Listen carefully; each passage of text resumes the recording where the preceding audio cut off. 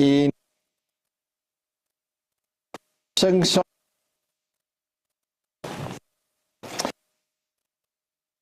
en alle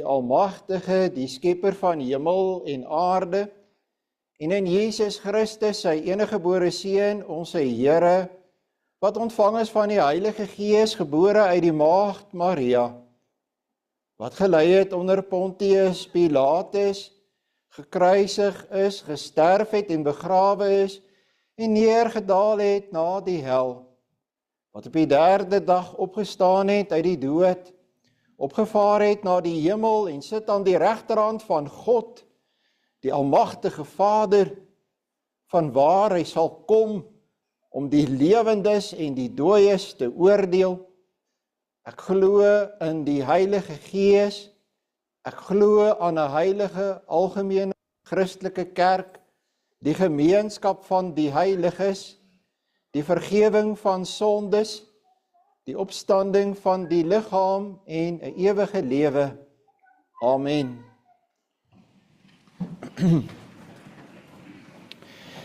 Ons luister, broer en suster, na Eksodus hoofstuk 20 vanaf vers 1. Toe het God al hierdie gebooie aangekondig: Ek is die Here jou God wat jou uit Egipte, uit die plek van slawerny bevry het. Jy mag naas my geen ander gode hê nie. Jy mag nie vir jou 'n beeld of enige afbeelding maak van wat in die hemel daarbo of op die aarde hieronder of in die water onder die aarde is nie. Jy mag hulle nie vereer of dien nie, want ek, die Here jou God, eis onverdeelde trou aan my. Ek reken kinders die sondes van hulle vaders toe, selfs tot in die 3de en 4de geslag van die wat my haat, maar ek betoon my liefde tot aan die 1000ste geslag van die wat my liefhet en my gebooie gehoorsaam. Jy mag die naam van die Here jou God nie misbruik nie, want die Here sal die een wat sy naam misbruik nie ongestraf laat bly nie. Sorg dat jy die Sabbatdag heilig hou, 6 dae moet alles doen wat jy moet, maar die 7de dag is die Sabbat van die Here jou God. Dan mag jy geen werk doen nie. Nie jy of jou seun of jou dogter of die man of vrou wat vir jou werk, of enige dier van jou of die vreemdeling by jou nie. Die Here het in 6 dae die hemel en alles daarin gemaak, die aarde en alles daarop, die see en alles daarin. Op die 7de dag het hy gerus, en daarom het die Here dit as gereelde rusdag geheilig. Eer jou vader en jou moeder, dan sal jy lank bly woon in die land wat die Here jou God vir jou gee. Jy mag nie moord pleeg nie, jy mag nie egbreek pleeg nie, jy mag nie steel nie, jy mag nie vals getuienis teen 'n ander gee nie. Jy mag nie iemand anders se huis begeer nie, jy mag nie sy vrou begeer nie, ook nie 'n slaaf of slavin, 'n bees of 'n donkie of enige iets anders wat aan hom behoort nie. Ons sing saam Psalm 51 vers 1 en vers 2. Dit is 'n baie bekende en geliefde psalm om te sing na die voorlees van die wet van die Here. Ontferm, o God, ontferm U tog oor my, en daarna gaan ek U voor in die eerste gebed.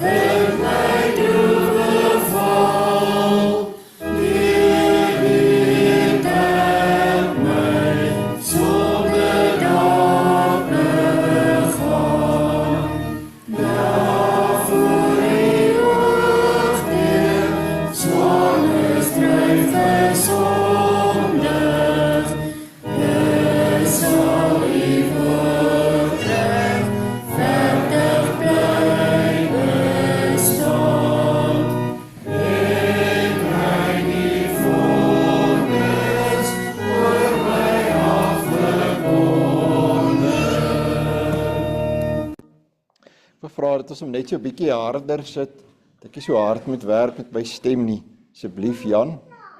Dankie. Kom ons bid saam, broeder en suster. Almagtige en soewereine God, Hemelse Vader, ons kom vandag voor U en erken dat ons in liggaam, in siel, in lewe en in sterwe aan ons getroue Verlosser Jesus Christus behoort. Ons dank U vir die gawe van U woord, 'n lamp aan ons voete en die enigste onfeilbare reël vir ons geloof en lewe. Soos U Heilige Skrif gelees en verkondig word, vra ons dat U Heilige Gees sal stuur om ons harte te verlig. Maak ons ore oop om die waarheid bo al die geraas van die wêreld te hoor. Verneder ons eie wil, sodat ons u wet en die evangelie met dankbaarheid kan ontvang. Herskep ons verstand, sodat ons nie net hoorders van u woord nie, maar kragtige daders van u woord sal wees, wat getuienis sal lewer van u soewereine genade. Mag die saad van die woord op goeie grond val en 'n oes produseer, wat die heerlikheid van u naam alleen sal eer. Soli Deo Gloria. Here, terwyl ons vanoggend na die heilige tafel kyk en kom, dank ons u vir hierdie sigbare tekens van u onsigbare genade. Ons bely dat ons nie aankom vanweë enige verdienste nie, maar alleen vanweë die volmaakte geregtigheid van Christus. Ons glo in hom, en daarom kom ons na hierdie tafel en vir geen ander rede nie. Ons het niks anders waarop ons kan beroem nie. Ons bid dat ons deur die krag en werking van u Heilige Gees geestelik gevoed en versterk sal word deur die liggaam en die bloed van ons Jesus Christus. Ons kyk terug na die voltooide werk van ons enigste redder en verlosser van die kruis, waar die toorn wat ons verdien het, deur die Lam van God bevredig is. Ons sien met hoop uit na die groot bruilofsmaal van die Lam, waarby ons eendag almal sal saam aansit in die fisiese teenwoordigheid van ons Here Jesus Christus. Soos ons hierdie brood eet en hierdie beker drink, verenig ons met Christus, ons hoof, en bind ons hegter aan mekaar as sy liggaam. Versterk ons vir ons pelgrimstog in hierdie wêreld en anker ons stewig in die ware geloof, totdat ons u van aangesig tot aangesig mag sien. In die naam van ons Here Jesus Christus, ons enigste bemiddelaar en advokaat. Amen.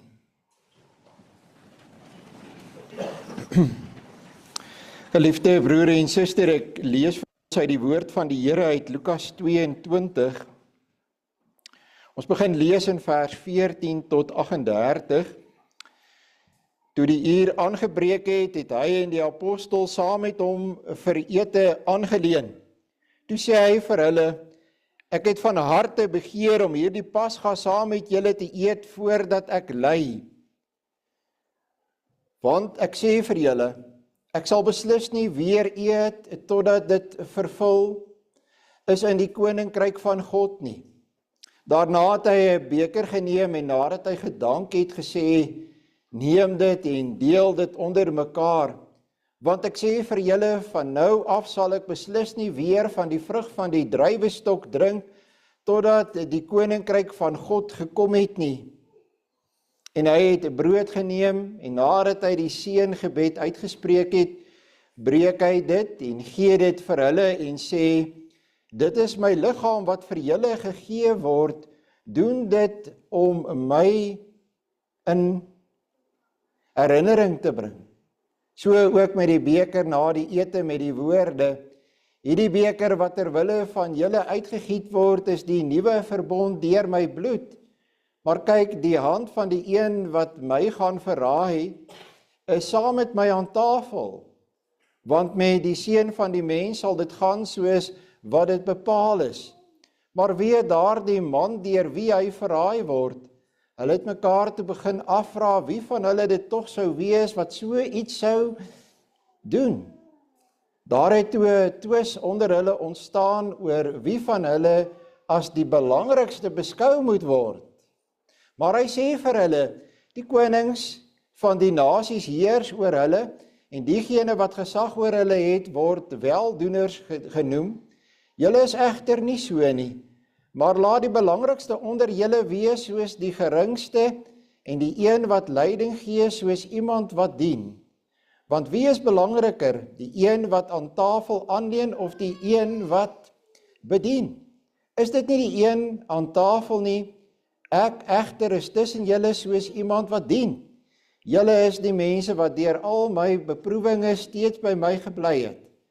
Ek bemaak aan julle 'n koninkryk, net soos my Vader dit aan my bemaak het, sodat julle in my koninkryk aan my tafel kan eet en drink, en op trone kan sit om reg te spreek oor die 12 stamme van Israel. Simon, Simon, kyk, Satan het daarop aangedring om julle soos koring te sif. Maar ek het vir jou gebid, sodat jou geloof nie sal wankel nie. En wanneer jy eendag tot inkeer gekom het, moet jy jou broers versterk. Petrus het egter vir hom gesê, Here, ek is bereid om saam met u die tronk en die dood binne te gaan. Maar Jesus sê, ek sê vir jou Petrus, die haan sal vandag nie kraai voordat jy 3 maal ontken het dat jy my ken nie. Daarna het hy vir hulle gesê, toe ek julle uitgestuur het, sonder beursie, reisak en sandale, het julle iets kort gekom? Niks nie, antwoord hulle. Toe sê hy vir hulle, wie nou egter 'n beursie besit, moet dit saamneem en so ook 'n reisak, en wie 'n swaard het, en wie nie 'n swaard het nie, moet sy boekleed verkoop en een koop, want ek sê vir julle, hierdie skrifwoord moet in my vervulling vind. Hy is saam met die wetteloses gereken, want die woorde wat op my betrekking het, word inderdaad nou voltrek.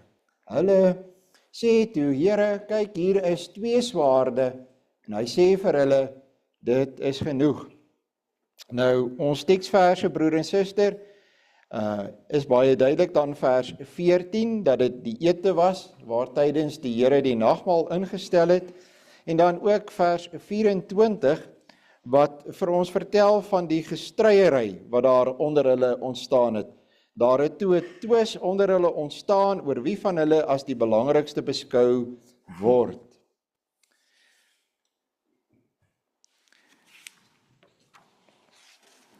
Broer en suster, daar was nog nooit in die geskiedenis 'n nagmaal, waar daar nie sondaars aan tafel was nie.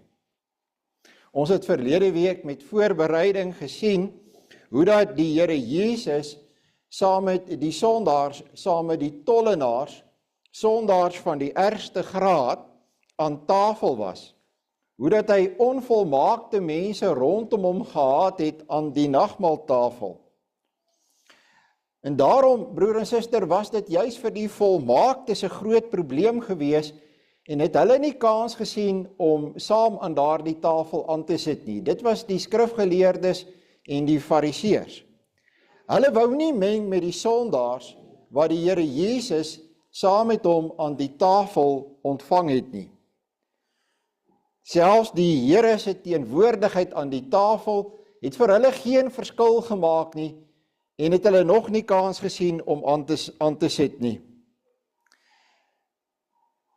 Daar was nog nie weer 'n nagmaal waar die Here Jesus fisies teenwoordig was op aarde nie, sover as wat ons weet nie.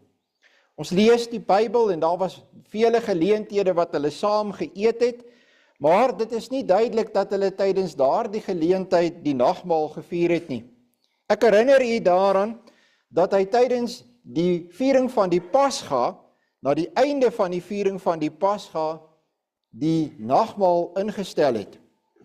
Ek herinner u ook daaraan dat tydens hierdie ete was Judas Iskariot, minstens by die eerste gedeelte van hierdie ete ook teenwoordig, en dalk ook moontlik met die instelling van die nagmaal. Ons is nie seker nie. Die Bybel is nie kristalhelder duidelik daaroor nie. Al die ander disippels, broer en suster, hoe dit ook al sy, was almal sondaars saam met hom aan tafel. En tog was dit 'n eksklusiewe en 'n heilige maaltyd. 'n Eksklusiewe maaltyd in die sin van dat hy dit nie oopgemaak het vir alle mense nie. Hy het nie alle godsdienstige Jode toegelaat nie. Hy het byvoorbeeld ook nie die mense toegelaat van sy breër kring van, ons reken omtrent 120 volgelinge nie. Dit was 'n baie beperkte geleentheid waar tydens hy sy 12 disippels by hom gehad het. Moontlik 11, soos wat ek gesê het, daar is nie altyd duidelikheid daaroor nie, of eensstemmigheid daaroor nie. So het Judas vertrek voordat die nagmaal ingestel is. Jy kan maar self 'n bietjie daaroor gaan lees. Wat dit wel doen, en dit het Calvin self geskryf, dit laat ons besin oor die opregte gebruik van nagmaal. Jy kan die fisiese tekens van brood en wyn ontvang sonder dat jy die persoon ontvang. Hy het dit so geskryf. Die lewende reën, skryf Calvin, versag die lewende grond. Die lewende grond in hakkies is die uitverkorenes, maar kan ook veroorsaak dat die dooie plantmateriaal soos die blare net verder verrot. Dieselfde lewegewende reën het hierdie dubbele uitwerking. En daarom, ons weet nie, broer en suster, ons weet nie en het nie altyd beheer, so ver as wat ons kan probeer ons waak oor die heiligheid van hierdie tafel. Maar uiteindelik is God die een wat finaal oordeel oor elke hart. Jy sien, nagmaal is 'n mikroweergawe van die kerk van die Here, ook hier die eerste nagmaal. Uitverkore sondaars aan die tafel van die Here. Uitverkore onvolmaakte mense aan die tafel en van die Here. Die Here Jesus saam met hierdie uitverkore sondaars aan tafel. Hierdie 11 disippels, broer en suster, was nie beter as enige ander mens op aarde nie.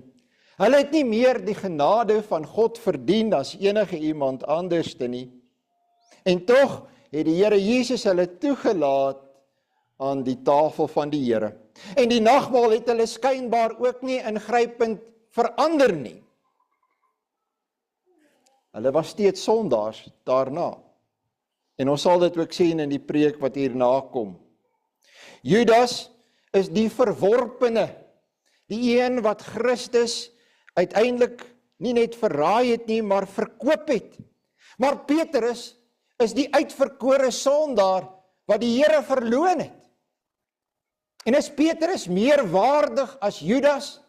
En op grond waarvan sou Petrus dan nou meer waardig gewees het as Judas? Broer en suster. Die oomblik as jy sê dat Petrus is darm beter as Judas, dan moet daar iets in Petrus gewees het. Iets wonderlik, iets anders, iets fantasties. En dis 'n probleem. Het jy al daaroor gedink? Broer en suster, Petrus ontvang genade. Dit is dood eenvoudig dit. Genade wat hy nie verdien het nie. Genade waarop hy nie geregtig was nie. En weet jy, al die disippels is so. Daar is nie eers een uitstaande sterretjie onder hulle nie. Daar is nie een van hulle wat volmaak is nie. Kyk net hoe stry hulle aan tafel in die heilige teenwoordigheid van die Seun van God, self ware God. Waaroor praat hulle met mekaar? Die een of ander gewigtige, heilige onderwerp? Nie, hulle stry met mekaar oor wie die belangrikste is. Met ander woorde, wie die beter een is onder hulle. Wie die een is wat hoër is. Wie dit meer verdien. Wie iets in hom het, wat die ander nie het nie. Wat 'n bietjie meer volmaak is as die ander. Nader gekom het, meer perfek. Wat is tog verkeerd met die mensdom? En ons hou van hierdie teologie, ek het dit al baie vir u gesê. Luther het treffende woorde een keer geskryf, simul justus et peccator. En simul justus et peccator beteken, simul beteken tegelyk. Simul is die Latyn. Simul justus, justus ken nie. Tegelykertyd geregverdig, et en peccator, sondaar. Hoe kan dit wees? Tegelykertyd geregverdig en sondaar. Dis wat aan die tafel is. Dis wat jy raak sien. Die brood en die wyn, broer en suster, is vir mense wat tegelijkertyd in Christus geregverdig is, uitverkore is in Christus, maar wat onvolmaakte, gebroke, sondaar mense bly. Die brood en die tafel is die wonderlikste simbole vanoggend wat in hierdie hele kerkgebou is, en ek is uit my hart uit dankbaar dat hier brood en wyn op hierdie tafel is. Ek is werklik opreg dankbaar. Want dit beteken daar is hoop. Dit beteken daar is lewe. Dit beteken daar is 'n moontlikheid dat my sonde vergewe kan word, en my sonde is baie. Dit wat ek hier sien en dit wat ek hier aanskou, sê vir my, God wil my red. Tegelijkertyd weet ek, broer en suster, ja, ek is geregverdig en ek bly 'n sondaar. Dit is van die mooiste woorde wat Luther vir my ooit geskryf het. Hierdie teken sê vir my, plaasvervangend aan die kruis het die Here Jesus vir my ingetree het, hy vir my betaal.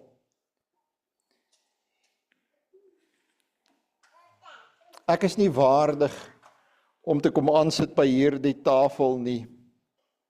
Maar hierdie tafel maak my waardig om God se kind te wees.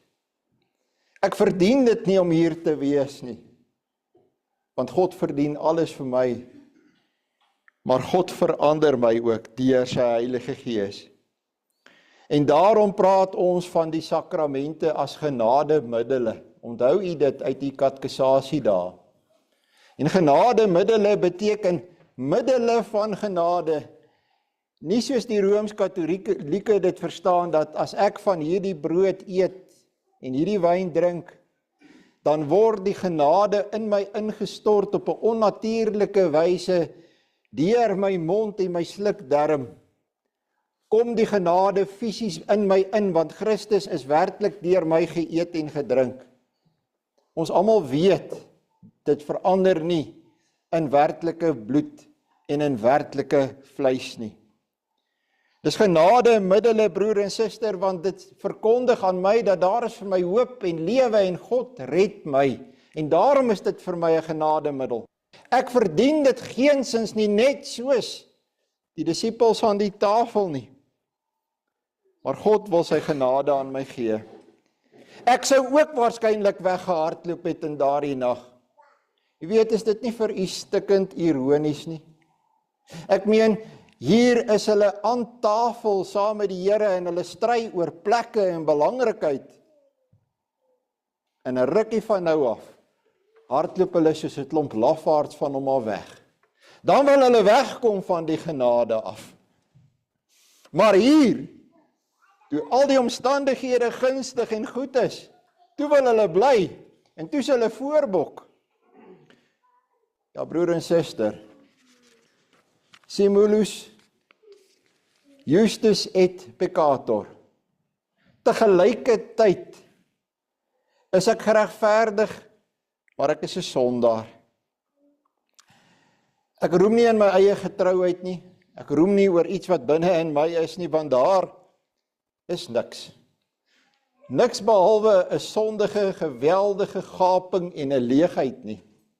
Behalwe die genade van God wat hy in my lewe ingestort het. Ek as 'n gereformeerde gelowige is nie beter as ander mense nie. Laat ek dit dan nou maar weer 'n keer, seker dan vir die 3de Sondag agter mekaar kategories hier sê. Het u dit gehoor? Gereformeerd wees red my nie. Lidmaatskap van die GKSA het ek nog nooit gesê maak ons beter nie. Ek lewe van God se genade. Dis regtig die 3de Sondag dat ek dit sê. Eksplisiet dan nou maar hierdie Sondag, as u dan so moeilik hoor. Die verhouding met God, 'n laaste woord. Waar sou u sê, Wie het die verhouding hier aan die gang gesit tussen die disippels en die Here Jesus aan die tafel? Sê u vir my. Wat doen hier die disippels? Hulle hardloop weg. Hulle gee pad. Hulle maak soos Adam en Eva. Onthou jy, in die tuin, in die paradys. Hulle maak so. Wat doen die Here Jesus hierna? Hy loop hulle elkeen na en hy trek hulle weer in. God neem die inisiatief. Ons durf nie dit omdraai nie. Dis nie ons wat die inisiatief neem nie, dis nie iets wat ons in onsself het nie. Anderste is ons net soos die disippels daardie aand, toe hy die nagmaal ingestel het aan tafel. Ons is besig om met mekaar te stry oor wie van ons is 'n bietjie beter.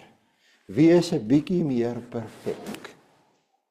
Aan hierdie tafel, broer en suster, uitverkore sondaars wat lewe van genade. As dit u gesindheid is u baie welkom. As u dink, u is meer perfek, meer volmaak, moet asseblief nie kom nie. Dan is die gesindheid verkeerd. Amen. Ons luister nou, broer en suster, na die formulier vir die bediening van die heilige nagmaal. Ek gebruik die verkorte formulier. Geliefdes in ons Here Jesus Christus, luister na die instellingswoorde van die heilige nagmaal van ons Here Jesus Christus, soos Paulus dit beskryf. Ek het van die Here ontvang wat ek ook aan julle oorgelewer het, dat die Here Jesus in die nag waarin hy verraai is, brood geneem het, en nadat hy gedank het, het hy dit gebreek en gesê, neem, eet, dit is my liggaam wat vir julle gebreek word, doen dit tot my gedagtenis.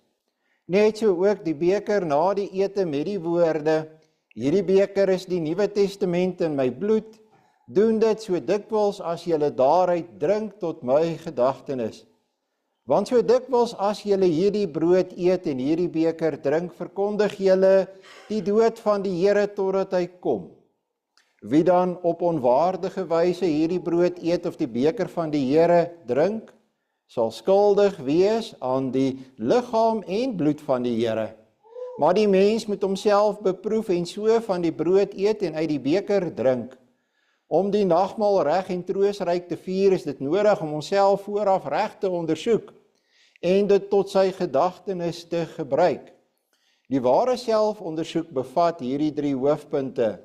Ons moet nadink oor ons sonde en vervloeking en ons met diepe berou hieroor voor God verootmoedig.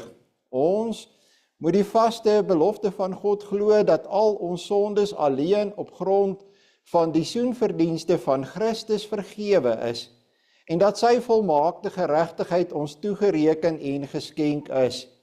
Ons moet die opregte begeerte hê om met ons hele lewe dank aan God te bewys, opreg voor hom te wandel en in ware liefde en eensgesindheid met ons naaste te lewe.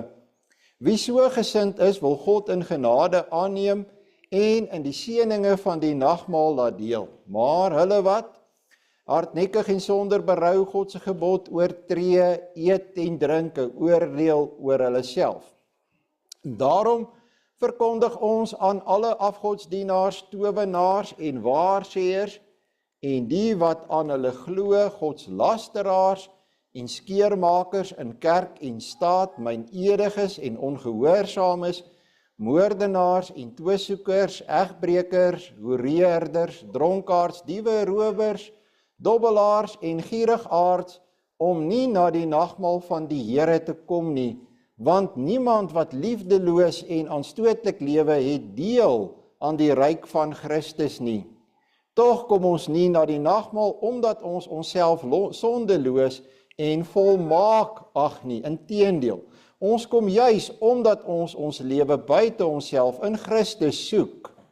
En daarmee erken ons dat ons van nature deur die sonde dood is. Ons het inderdaad nog baie gebreke.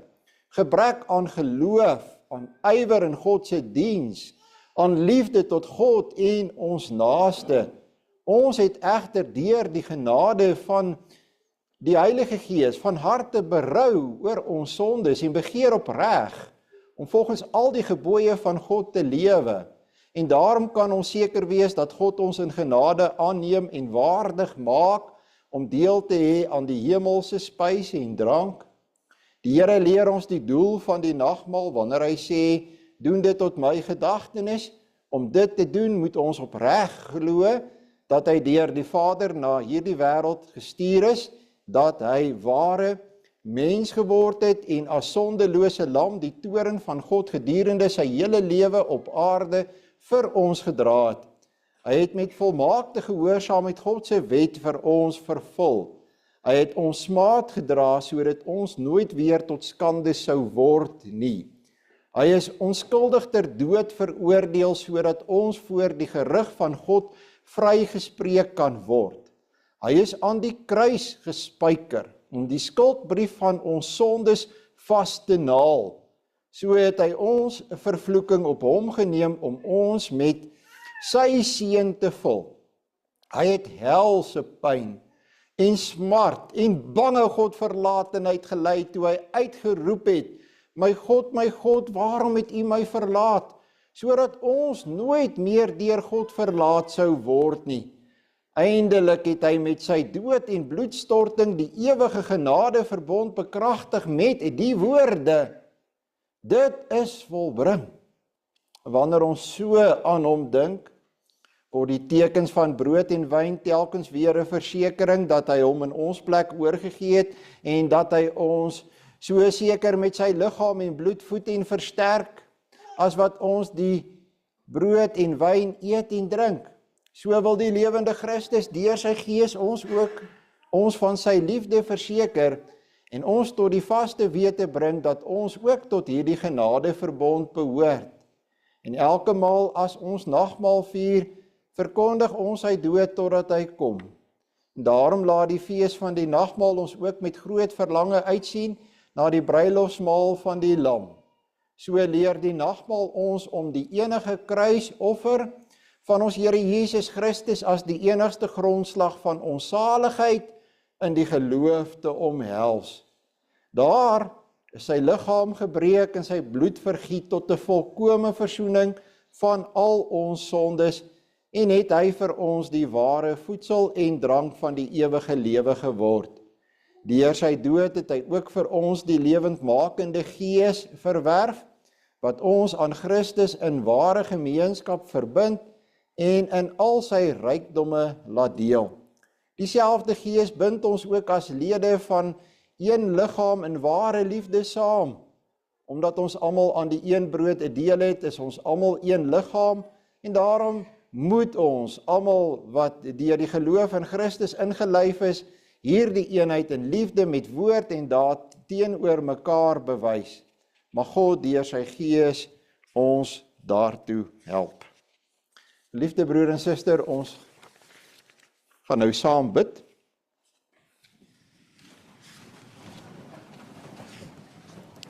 Gee my net 'n oomblik dat ek die gebed, ek sien nie die teks van die gebed, is dit nie daar op die skerm nie, so gee my net so 'n oomblik.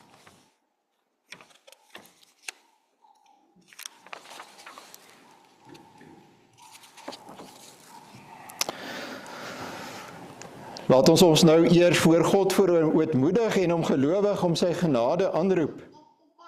Barmhartige God en Vader, ons dank U dat ons die troostryke gebeurtenis van U Seun Jesus Christus se bittere dood mag gedenk. Ons bid U, gee deur U Heilige Gees 'n opregte vertroue in ons hart om ons al meer aan U Seun oor te gee, sodat ons met hom die hemelse brood verkoop word en nie meer in ons sondes nie, maar in hom mag lewe. Verseker ons dat U ons genadige Vader is en ons U kinders en erfgename, en help ons om onsself te verloon, ons Heiland te bely en met verlange te wag op sy terugkoms wanneer hy ons in ewigheid tot hom sal neem. verhoor ons, o God en barmhartige Vader, om Jesus ontwil. Amen.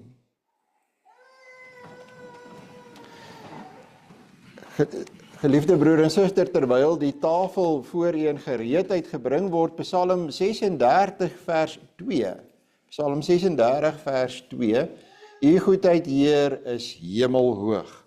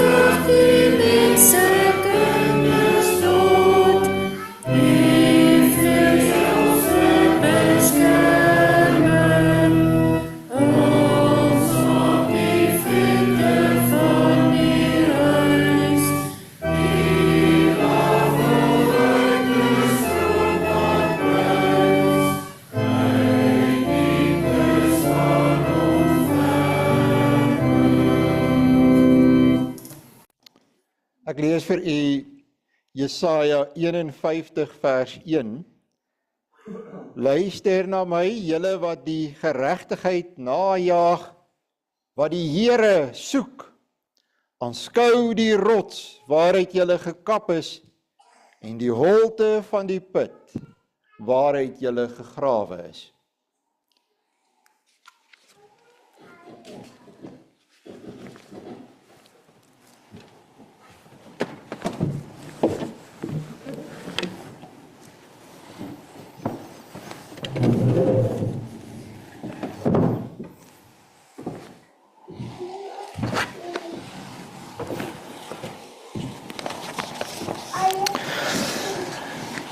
Verhef u harte tot Jesus Christus, ons voorspraak aan die regterhand van die Hemelse Vader, en wees verseker dat die Heilige Gees u net so seker met Jesus se liggaam en bloed versterk, as wat u die tekens van brood en wyn tot sy gedagtenis ontvang.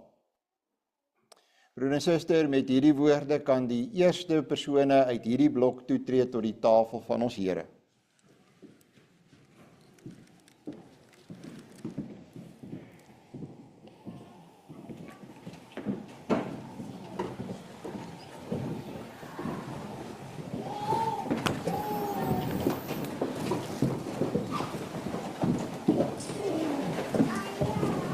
Hier is heel wat plek, broer en suster. Die eerste gaste uit hierdie blok kan ook toetree tot die tafel.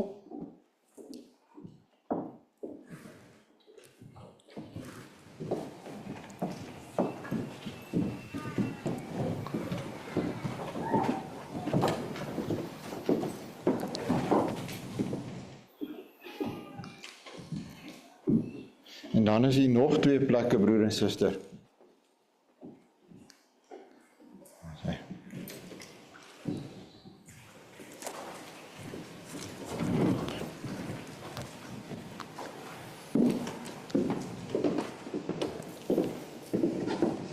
Baie dankie. Die brood wat ons breek is die gemeenskap met die liggaam van Christus. Neem, eet, gedenk en glo dat die kosbare liggaam van ons Here Jesus Christus gebreek is tot volkome versoening van al ons sonde.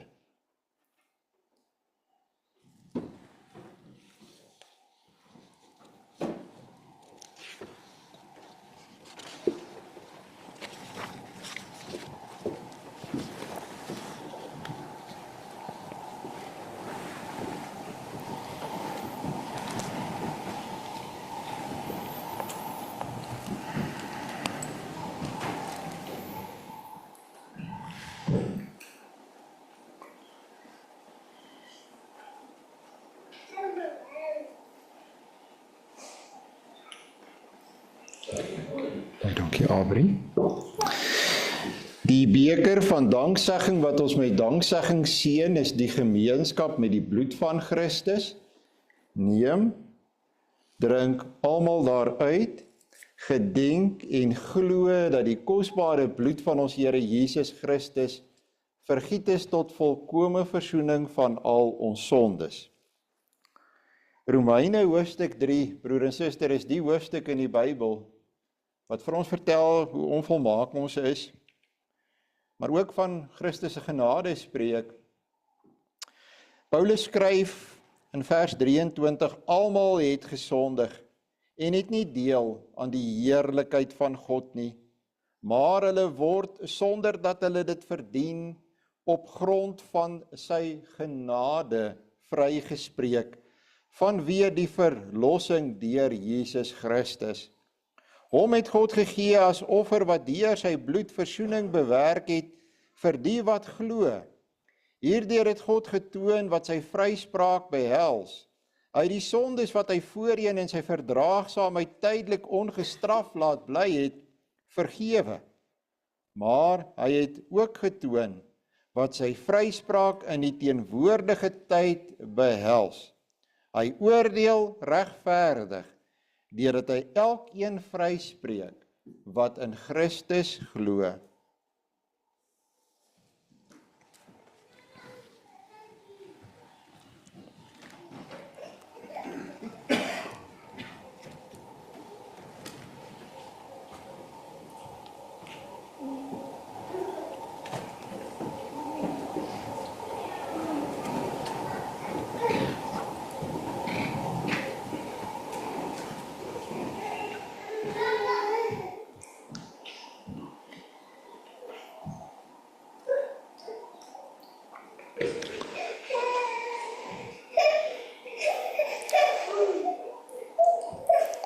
Dankie. Ons sing aan tafel vers 1 en vers 2.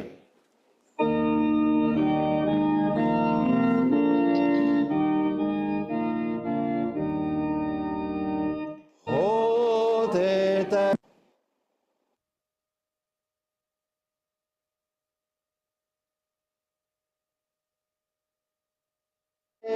my vrye welbehaag. Hy roep hom aan in al my lewensdae. Hy skenk my op, hy red my keer op keer. O my wasbande, strukke van die dood, en angste van die hel het my laat bewe. Ek was benoud, vol droefheid was my lewe, maar ek het die Heer gesmeek in al my nood. Dankie.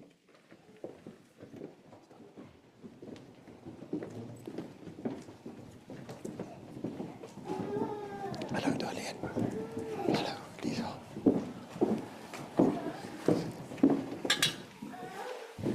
Dankie Willie.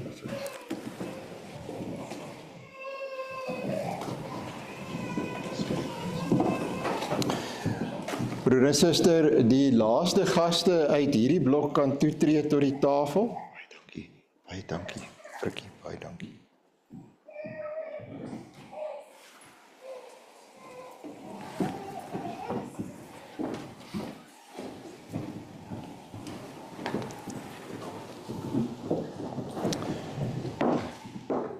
Broers en susters, dit lyk vir my Teitum is die laaste van die blok, dan kan die eerste gaste uit die blok toetree tot die tafel asseblief.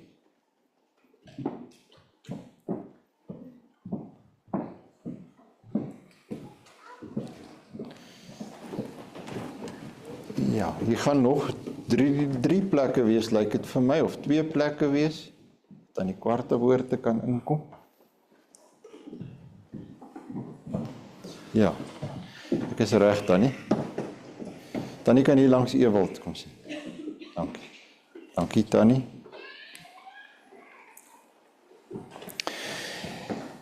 Die brood wat ons breek is die gemeenskap met die liggaam van Christus. Ekskuus. Neem, eet, gedenk en glo dat die kosbare liggaam van ons Here Jesus Christus gebreek is tot volkome versoening van al ons sonde.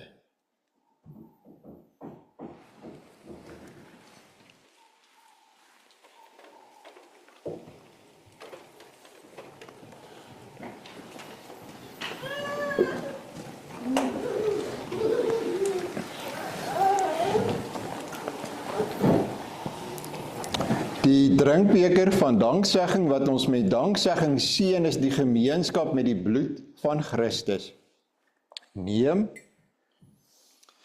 drink almal daaruit, gedenk en glo dat die kosbare bloed van ons Here Jesus Christus vergiet is tot volkome versoening van al ons sonde. Efesiërs hoofstuk 2 vers 8 en verder. Julle is inderdaad uit genade gered, deur geloof. Hierdie redding kom nie uit julleself nie. Dit is 'n gawe van God. Dit kom nie deur julle eie verdienste nie. En daarom het niemand enige rede om op homself trots te wees nie. Nee, God het ons gemaak wat ons nou is. In Christus Jesus het hy ons geskep om ons lewe te wy aan die goeie dade waarvoor hy ons bestem het. Hou dan in gedagte wat julle vroeër was. Van geboorte was julle heidene, en julle is onbesnedenis genoem, deur die wat hulle self die besnedenis noem. Al is die besnydenis net mensewerk aan die liggaam. In die tyd was julle sonder Christus uitgesluit uit die burgerskap van Israel, ver van God af, sonder deel aan die verbonde en die beloftes wat daarmee saamhang, sonder hoop en sonder God in die wêreld. Maar nou,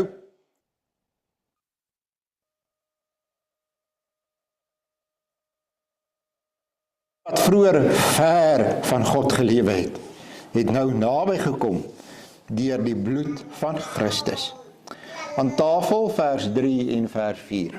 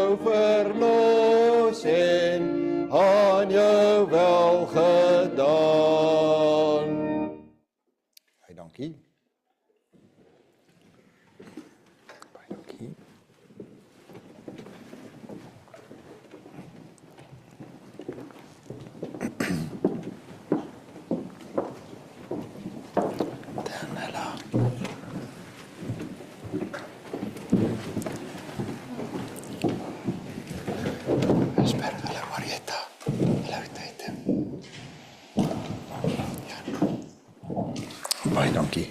Janko, baie dankie. Broer en suster, die volgende gaste kan toetree tot die tafel van ons Here.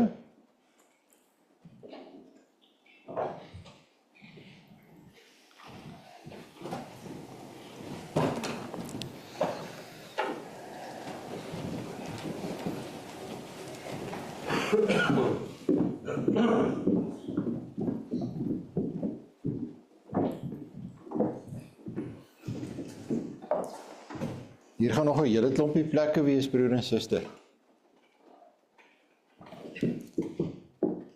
Ek dink tannie Isabel sou saam kon kom. Dit behoort veilig te wees.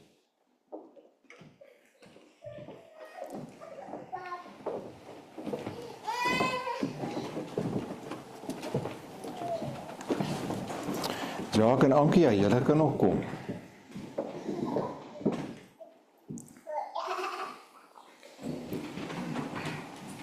Sy. Baie dankie. Ja.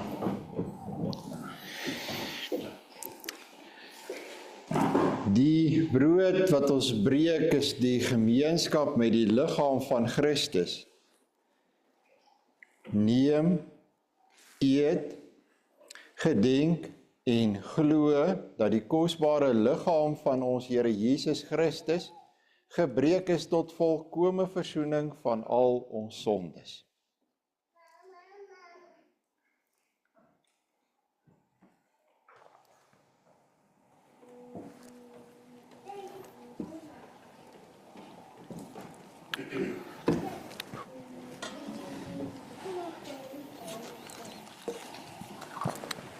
Die beker van danksegging wat ons met danksegging seën is die gemeenskap met die bloed van Christus. Neem, drink almal daaruit, gedenk en glo dat die kosbare bloed van ons Here Jesus Christus vergiet is tot volkome versoening van al ons sondes.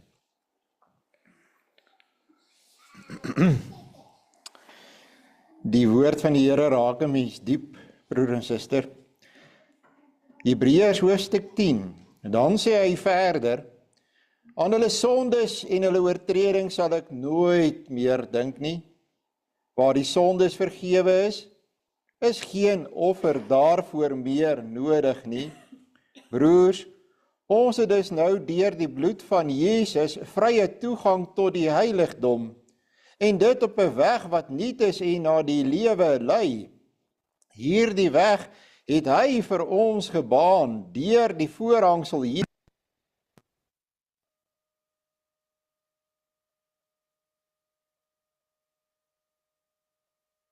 Laat ons tot God nader, met 'n opregte hart en met volle geloofsekerheid. Ons harte is immers gereinig van 'n skuldige gewete, en ons liggame is gewas met skoon water. Natuurlik Oud-testamentiese simboliek, wat sê ons het deur Christus vrye toegang tot die hemel. Ons sing saam vers 5 en 6. U het my siel weer van die dood bevry, en droefenis droog, o Heer my trane, nee, lei my voet langs lewensbane, om in die ligte wandel lewensbly. Ek het geglo toe ek in smart gedaal, dit met moes spreek ek is te neergeboe, en uit moes roep deur sware smart bewoe, die Heer se woord is enkel leentaal. Baie dankie.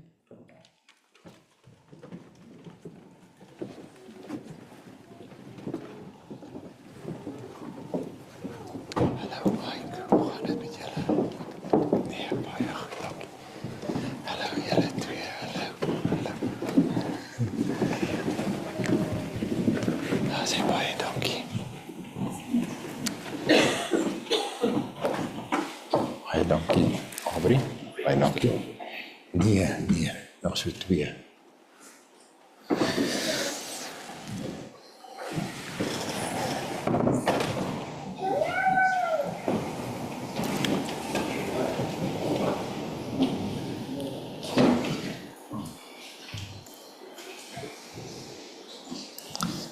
Sy broer en suster, die volgende gaste kan toetree tot die tafel van ons Here.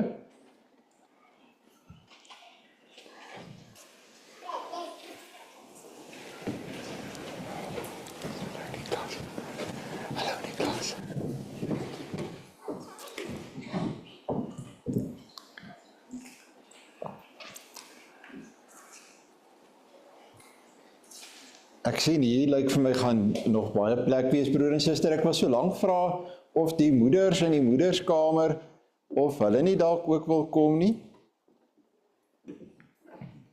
Daar kom iemand. Ja. Daar is hy. Dankie.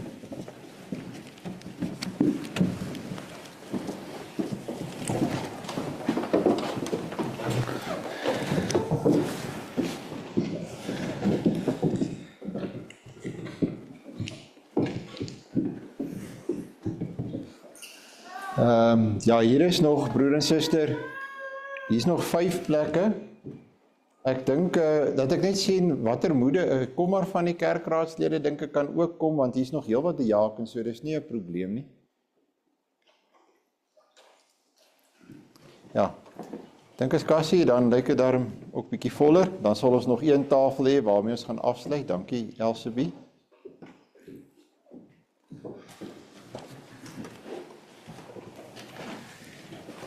Die brood wat ons breek is die gemeenskap met die liggaam van Christus.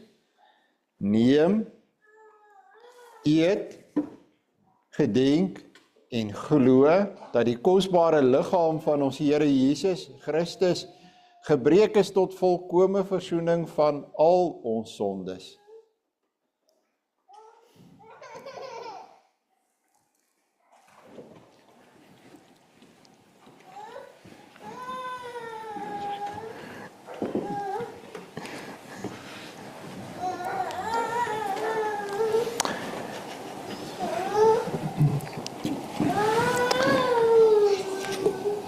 Die beker van danksegging wat ons met danksegging seën is die gemeenskap met die bloed van Christus.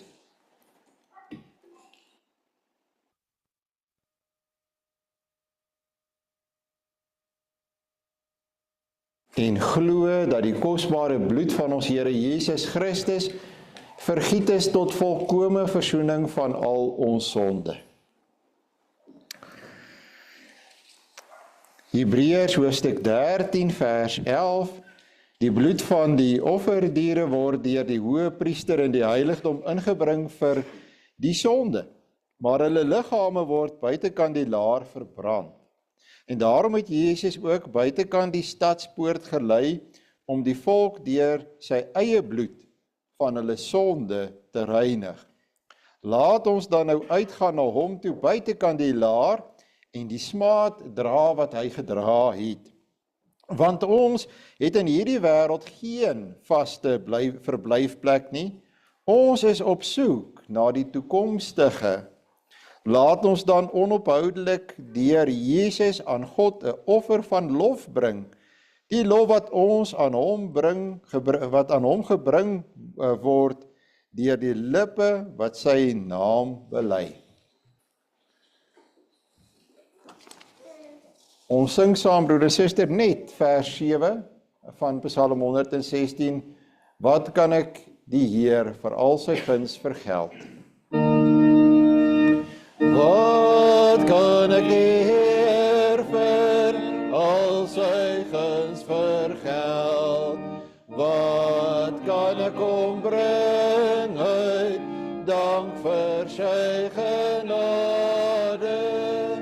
Ek sal hom prys vir sy verlossingsdade en by die kelk van heil sy naam vermeld. Baie dankie.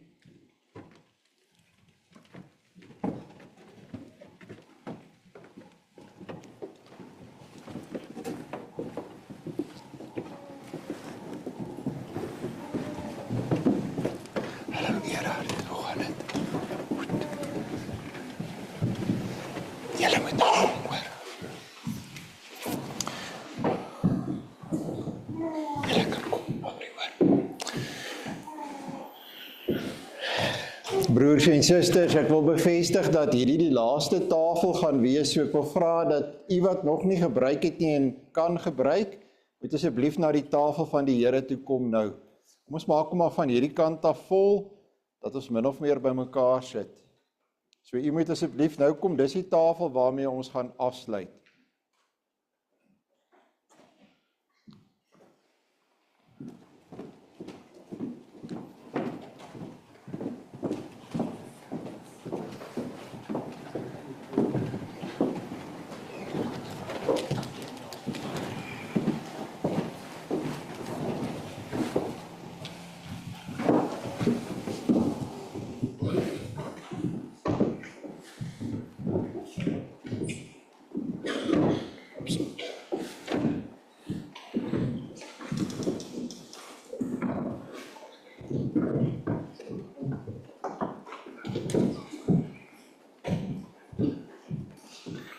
Ek wil net seker maak, broer en suster, dat dit almal is wat nog moes nagmaal gebruik.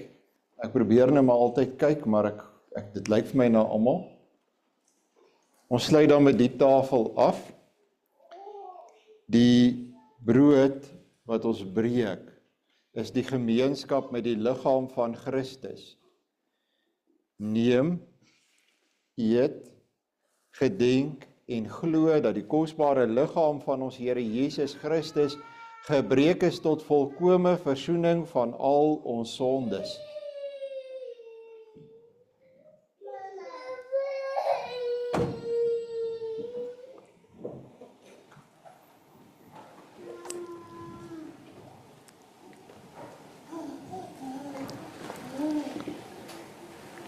Die beker van danksegging wat ons met danksegging seën is die gemeenskap met die bloed van Christus. Neem, drink almal daaruit. Gedenk en glo dat die kosbare bloed van ons Here Jesus Christus vergiet is tot volkome versoening van al ons sondes. Is ingrypend. 1 Johannes hoofstuk 1. As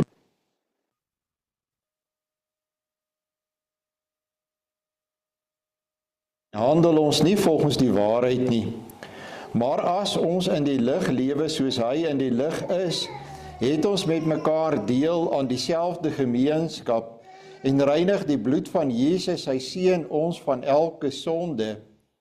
As ons beweer dat ons nie sonde het nie, bedrieg ons onsself en is die waarheid nie in ons nie. Maar as ons sondes bely, hy is getrou en regverdig, hy vergewe ons sondes en reinig ons van alle ongeregtigheid. Ons sluit af, broer en suster, met die volgende 2 verse, vers 8 en 9. Al my geloftes uitgespreke nooit, sal ek betaal as ek voor U mag nader, en met U guns vol in U huis vergader. Hoe kostlik eer is in U oog aldoor. Ag Heer, ek is ja, ek is U knegt, seun van U diensmag, in U diens gebore. My band is los vir oordiens verkore. Bring ek die offers aan U toegeseg. Baie dankie. Julle kan net weer vir ons dink. Baie dankie.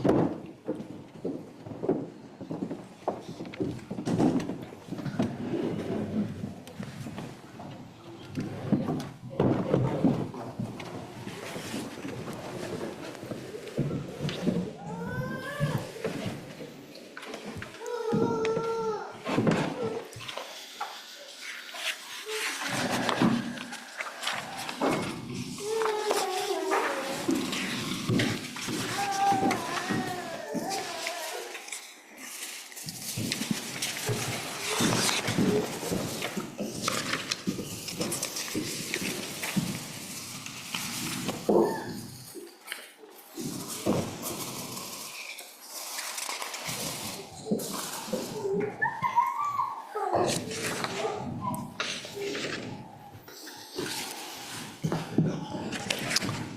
lees saam, broer en suster, uit die woord van die Here.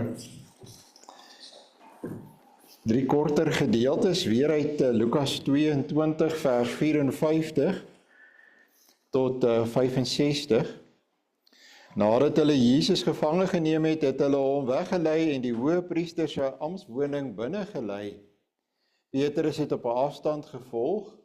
Hulle het 'n vuur in die middel van die voorhof aangesteek en daar by mekaar gaan sit met Petrus tussen hulle.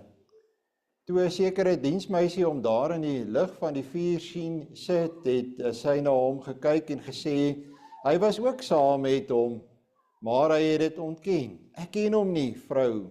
'n Rukkie later het iemand anders hom opgemerk en gesê, jy is ook een van hulle. Maar Petrus sê, man, ek is nie.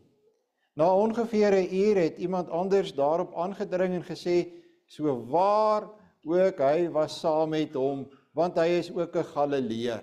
Maar Petrus sê, man, ek weet nie waarvan jy praat nie, en dadelik terwyl hy nog besig was om te praat, het 'n haan gekraai, en die Here het omgedraai en stip na Petrus gekyk. En Petrus het die woorde van die Here onthou, dat hy vir hom gesê het, voordat 'n haan vandag kraai, sal jy my 3 maal verloon. En hy het na buite gegaan en bitterlik begin huil. Die manne wat hom gevange gehou het, was besig om die spot met hom te dryf en hom te slaan. Hulle het hom geblinddoek en vir hom gesê, toe profeteer, wie is dit wat jou geslaan het?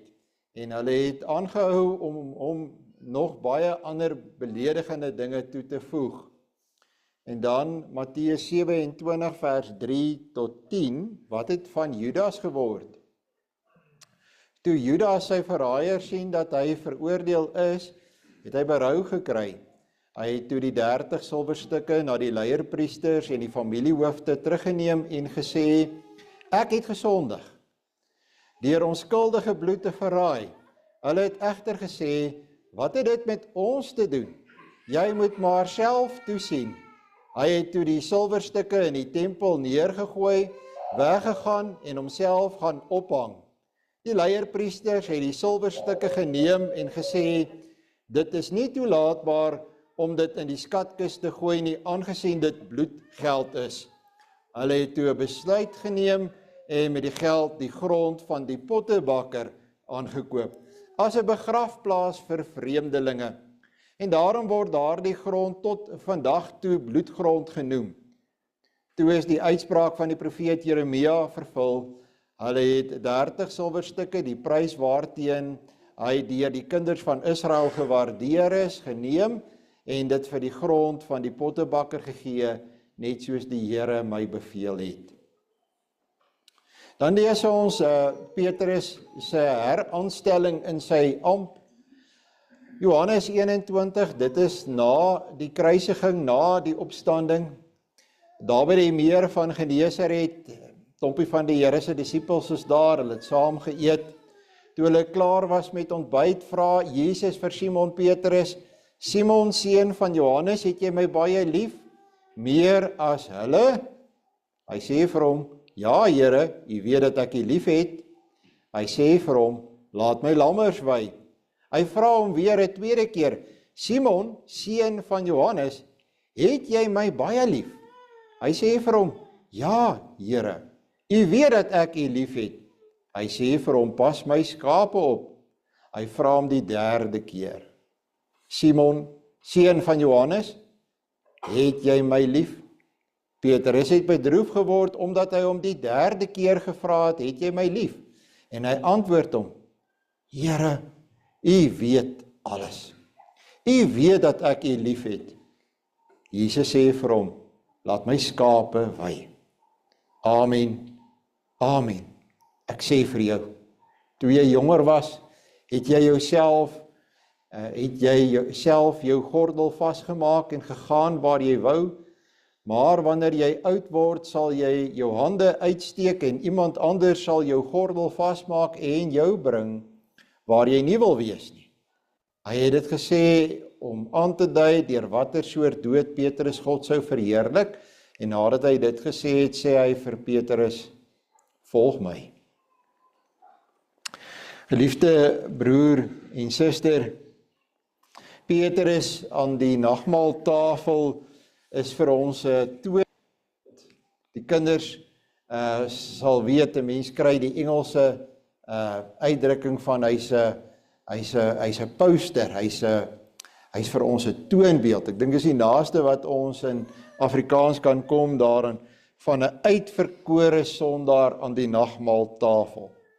Sy teenwoordigheid is 'n lewendige illustrasie van hoe God se soewereiniteit nie oorwin kan word deur ons boosheid en deur ons sonde nie. Ons menslike sonde kan nooit, maar nooit God se genade neutraliseer nie. Ons menslike sonde, met ander woorde, is nooit sterker as die genade wat God aan my en jou wil bewys nie. Petrus, ek het vir u die Latyn geleer van Simul Justus et Peccator. Petrus is geregverdig ten spyte daarvan dat hy steeds peccator, steeds 'n sondaar is. Dis vir hom 'n werklikheid, dis vas, dit kan nie verander word nie. Petrus, broer en suster, is nie die volmaakte nagmaalgebruiker nie. Hy gaan baie kort hierna gruwelike sonde doen, besef jy dit? Gruwelike sonde. Hy gaan die Here verloon. Hy gaan sê, ek ken hom nie. Ek wil niks met hierdie man te doen hê nie. Ek distansieer my geheel en al van hom en alles wat hy is en verteenwoordig. Besef jy dit? Dit, net nadat hy nagmaal gevier het. Dit is die werklikheid. Die Heilige Gees steek die werklikheid nie vir ons weg nie. Jy het nie volmaak geword nie. Jy is nie nou ewe skielik perfek nie. Jy is nie, broer en suster, hierna ewe skielik heiliger nie. En ek ook nie. Ons bly sondaars. Ons bly peccator. Ons bly mense wat geregverdig is in Christus, ja. Maar ons bly ook sondaars.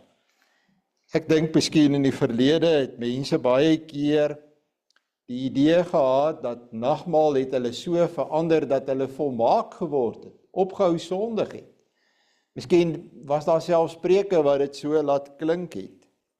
Maar broer en suster, die harde werklikheid van die lewe, die werklikheid wat die woord van die Here vir ons leer, dat ons is uitverkore sondaars.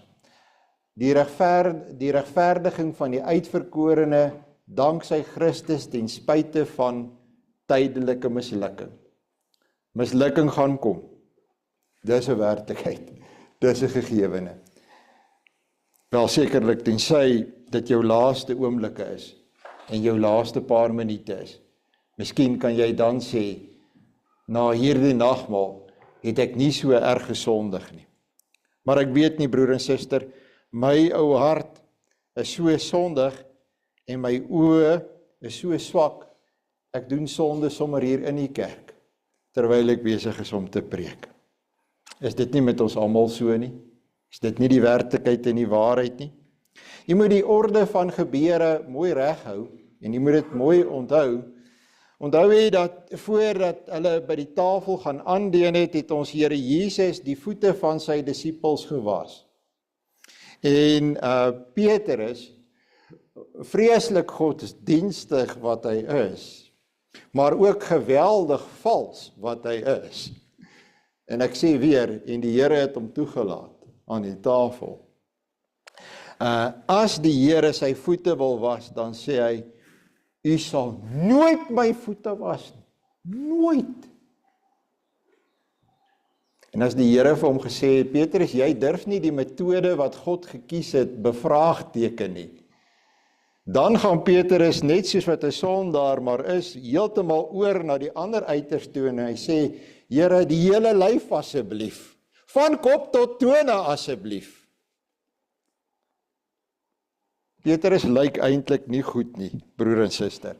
Nog voordat die ete begin het.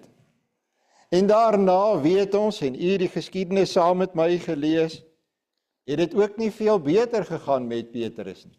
Jy sien, Petrus het altyd gedink met sy ywer en sy krag en sy grootheid en sy persoonlikheid, kan hy daar kom, kan hy beter wees, kan hy uitstyg. Met sy beste godsdienstige ywer was hy daarom seker beter as Jakobus en Johannes en Thomas of enige van die ander disippels, selfs as Judas. So het Petrus maar altyd gedink. Hy is daarom baie meer godsdienstig as die ander. Later daardie aand, as daar in die agtergrond, as hy hoor hoe die soldate spot, as hy hoor hoe klap die houe, en hy staan daar buitekant, en hy dink oor wat hy gedoen het, en hy staan en hy huil uit sy hart uit, dan het hy seker vir homself gesê, Petrus, jy het jouself nie geken nie. Weet jy wat jy gedoen het, Petrus? Hoe gaan jy ooit dit weer kan regmaak, wat hier gebeur het? Dis verby met jou, Petrus. Vergeet dit. Jy is die mees skynheilige en valste mens op hierdie aarde. Ek is seker, soortgelyke dinge moes maar seker deur Petrus se gemoed gespoel het. Tog, broer en suster, die Here sê, nagmaal gaan nie oor suksesse nie. Dit gaan juis vir mense wat besef dat hulle 'n mislukking is. Juis mense wat weet dat hulle lewe 'n mislukking is. Dit gaan nie oor hoe groot en indrukwekkend en hoe heilig ons is nie. In die oomblik toe ek en jy van hierdie tafel af opgestaan het, ek is jammer om dit te sê, broer en suster, het ons al klaar weer begin met ons sonde. En as iemand gemeen het, dat jy moes nie saam met hierdie klomp sondaars aan die tafel gewees het nie, dan moes ons miskien nie saam met jou aan die tafel gewees het nie. Want die Bybel sê anders. Die Here Jesus, broer en suster, het Petrus toegelaat. Ek sê dit weer. En hy sê, later as hy tot insig gekom het, dan sê hy, Here, u weet alles. U weet, u het gesien, u het dit voor die tyd geweet. Nou is daar nie meer stoep by Petrus nie, maar die Here het vir Petrus toegelaat. As ek vir u vra, hoe kon die Here Petrus toegelaat het? Hoe kon die Here vir Petrus toegelaat het? Jy weet, ek skryf 'n paragraaf en toe ek my preke herlees vanoggend baie vroeg, toe besef ek het daai paragraaf verkeerd geskryf. Dat ek het gegaan en in die hart van Petrus na iets gaan soek wat die Here moes gesien het in Petrus, en daarom het hy Petrus toegelaat. Ek dink ek het iets geskryf in die lyn van, die Here het daar 'n opregtheid en 'n eerlikheid in Petrus gesien. En die Heilige Gees het vir my gewys, dis dwaalleer. Want dit is. Daar was absoluut niks in Petrus nie, behalwe 'n selfvoldaanheid, 'n oormoedigheid, 'n oorsekerheid van wie ek as Petrus is. Ek wat so seker is van myself en my krag en my geloof, en die pad wat die Here met my loop. Dit is wat die Here daar in Petrus se hart gesien het. Jy weet, broer en suster, dit is die les.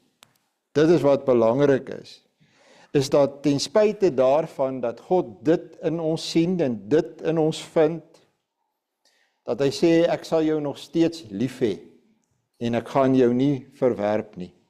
Dit is wat genade is. Al is daar 'n absolute leegheid behalwe gevul met sonde, dat God ons steeds genadig is. Jy weet, Petrus het vergeet wat in die Bybel staan. Ek lees Jesaja 64 hierdie week. En vers 6 tref my, dis 'n hoofstuk tipies soos die hoofstukke in die Bybel, wat vir jou vertel, God doen alles. En God red die mens. Maar daar is hierdie treffende woorde in vers 6. Ons het almal geword soos mense wat onrein is. Ons beste dade is soos vuil klere. Ons is almal soos verdroogde blare. Ons word deur ons sondes weggewaai soos deur die wind.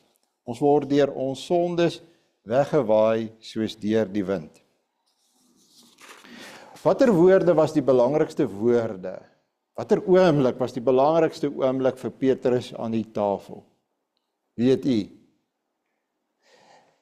Ek wonder wat het die Here die eerste keer vir Petrus gesien, toe hy hom eenkant alleen ontmoet het, want ons weet, hulle het 'n ontmoeting gehad net na sy opstanding. Het u dit geweet?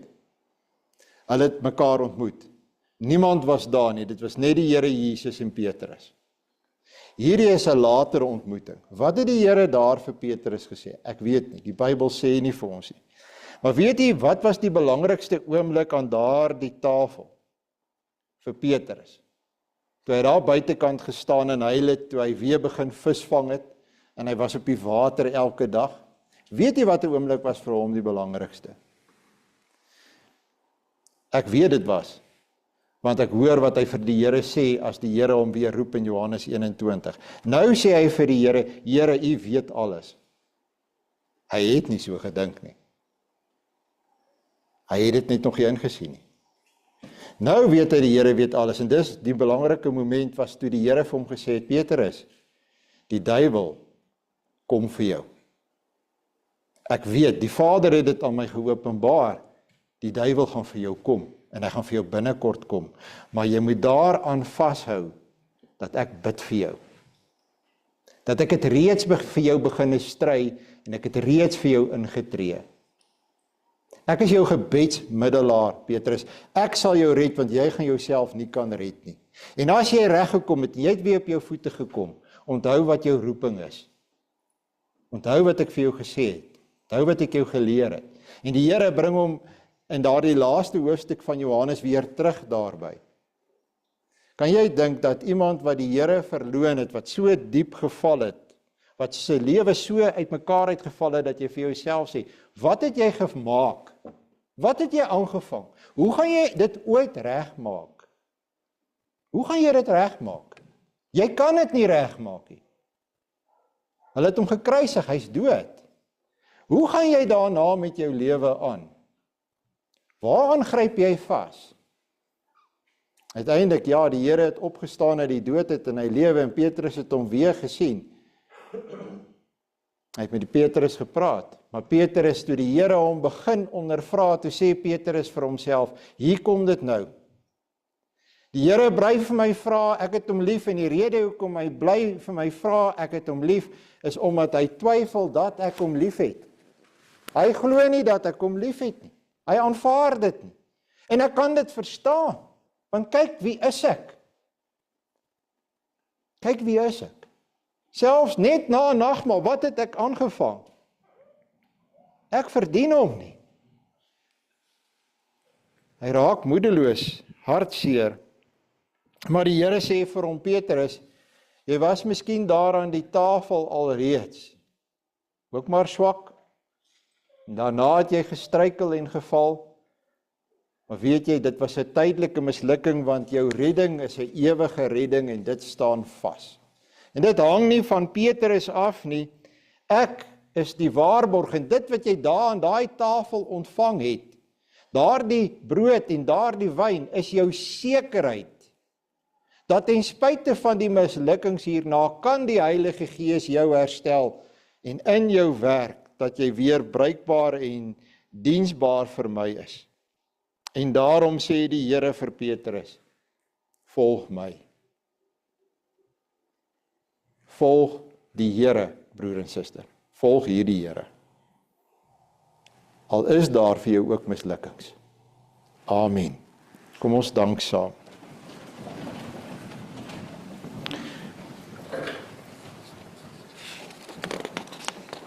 Barmhartige God en Vader, ons dank en loof U dat U die heerlike beloftes van die evangelie met hierdie nagmaal aan ons bekragtig.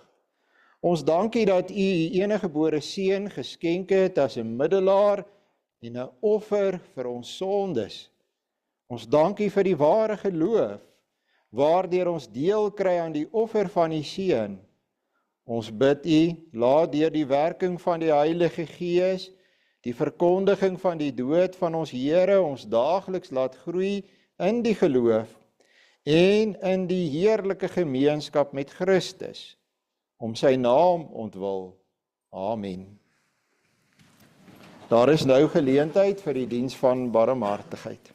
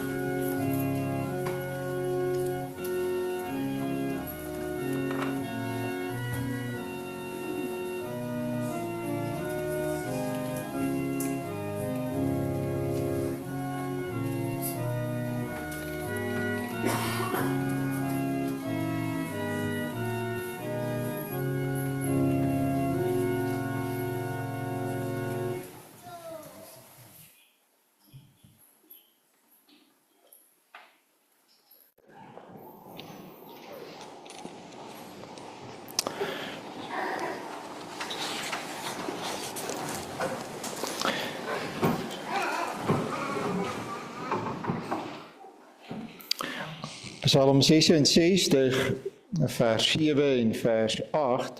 Ek lees vir u vers 7. Kom luister toe, o Godsgesinde, kom almal wat die Here vrees. Ek sal vertel aan al sy vriende wat hy gedoen het aan my gees. Ek het geroep, God het geluister, toe alles nag was om my heen, en voor die lig skyn deur die duister, was God my lof, net hy alleen. Miskien net so 'n oomblik vir die diaken om terug te kom.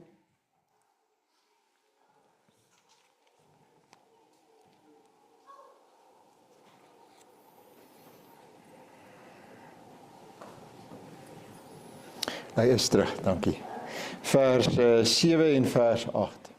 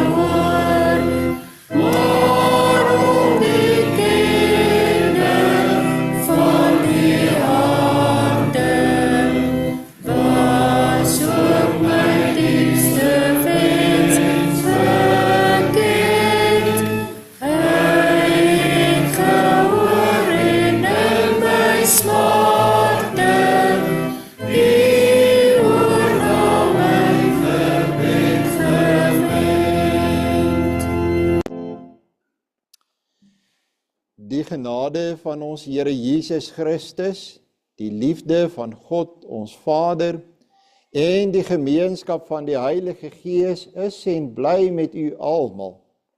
Amen.